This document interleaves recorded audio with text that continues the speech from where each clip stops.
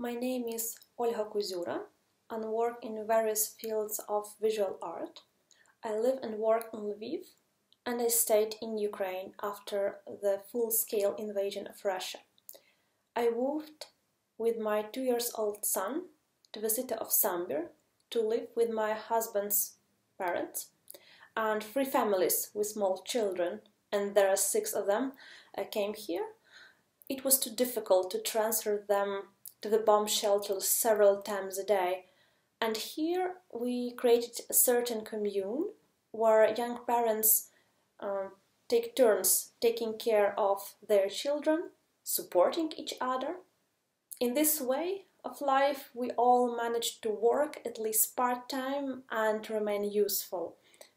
After the first weeks of hyperactivity in the internet troops, I began to return to quick sketches, and later I was able to set up an improvised workspace and deal with visual documentation and text notes. The war in Ukraine had not started at the time of the February 24 attack. The war with Russia had been going on for 8 years, and it was the moment of the annexation of Crimea, which destroyed my sense of security in the world. And we all learned to live with this lack of security, and when colleagues from Germany, Poland, Lithuania, worried about the threat, asked how we were doing, I was not able to understand their tension, and they did not wear my peace.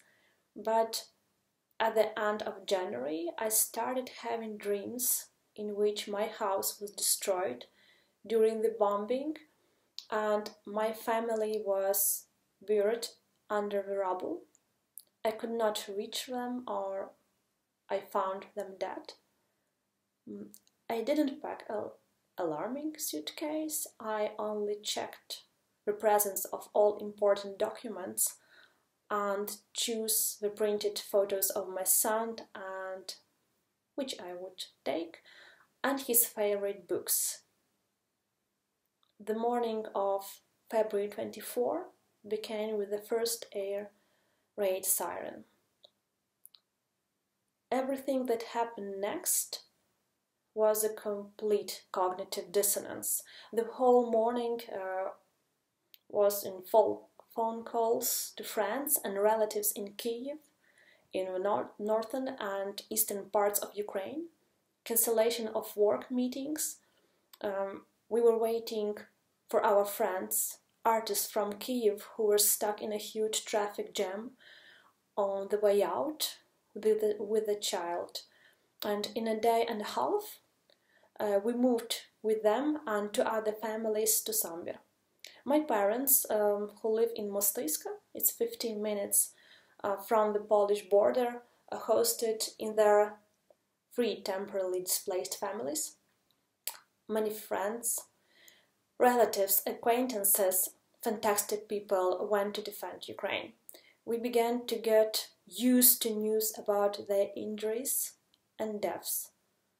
Others have lost their homes forever, and I still don't know the signs and the symbols that can be written to them.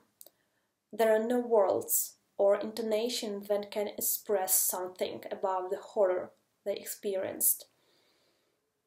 I think that the worst thing I thought about myself in the first weeks of war, apart from the fact that I was relatively safe, which was embarrassing, that I wasn't afraid enough. Air alarm, a sound that tells the body that it can be destroyed, that it means nothing.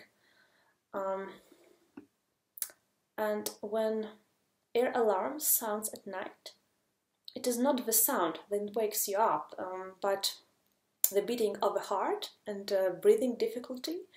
It is impossible to inhale air.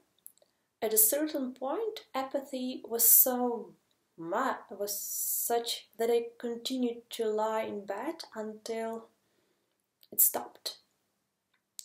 In my head, I scrolled through the stories I had read about the children survived under the covers because their parents covered them with themselves. I hope my body will be enough to save my son. I'll calculate from which side of the room there will be more fragments. And continue to sleep. We learned about butcher, rape, torture, mass murder, children, elder people, just Ukrainians.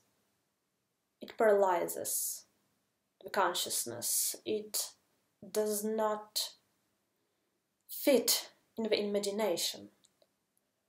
We talked about nuclear attack. My brain wanted it to already happen and to be able to act, to solve the biggest problem, to have a specific task to survive. And I wanted the biggest pain of this war to happen already, and it was possible to move on. Too many terms, such as internment camps, mass graves, mass shooting, have ceased to be archaic. And all of this happens during joyful games with toddlers, assembly with Lego blocks. We came to Lviv several times, but we also got there during the bombing of the city. One of the explosions and a massive fire took 600 meters from our house. So I'm staying right now in Sambir with my son.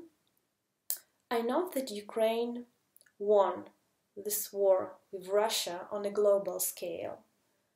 Also, I understand that the realization of the price of our victory is yet to come. I do what I can, and I collect my familiar reality piece by piece. I think that being an artist becomes a great privilege right now. It allows me to be at a distance for a moment, to outline everything that is happening.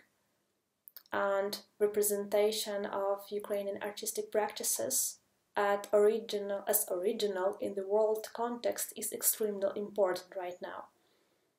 I am proud of Ukrainians. I believe in the armed forces of Ukraine.